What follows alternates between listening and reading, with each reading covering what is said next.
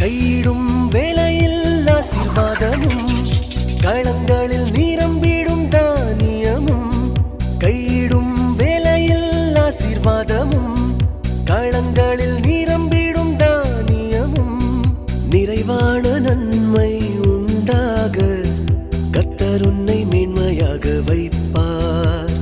நிறைவான நன்மை உண்டாக கர்த்தர் உன்னை மேன்மையாக வைப்பார். கர்த்தர்